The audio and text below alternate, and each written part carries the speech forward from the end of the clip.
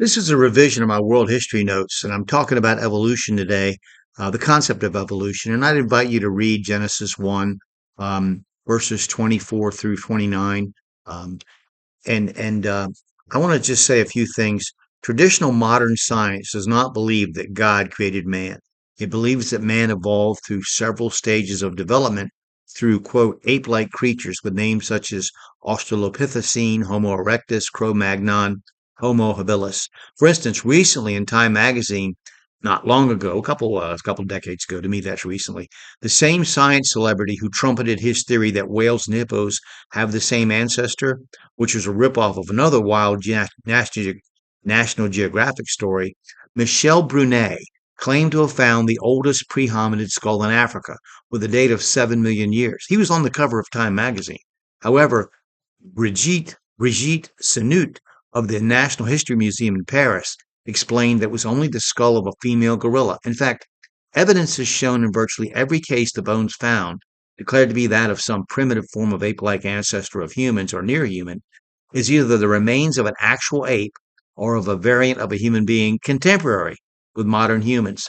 These particular theories that we have Neanderthals living among us aren't given much authority in the press.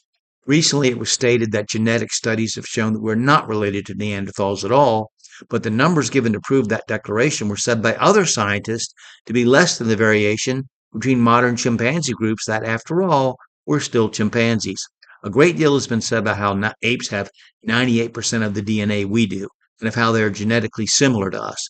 But genetics teaches us that it is the expression of genes, not just their presence, which determines differences. After all, the London Telegraph in August 2003 reported an article from the science journal Nature that declared that we were even more closely related to the Swedish mudworm. So what?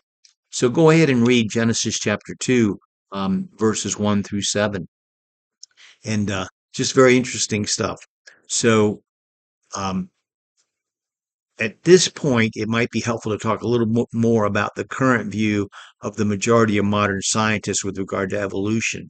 And I want to talk about carbon dating, radiocarbon dating, and a couple other things next. So I hope that if you watch this, you'll click like and subscribe or follow. Feel free to make comments. I know you might disagree. That's fine. But I'm trying to understand and revise my world history notes just so I can clear my understanding up of some things, some new things I've learned, and I'm going to repeat some old articles because nothing's changed since those articles. So I thank you for watching. Look forward to seeing what you have to say.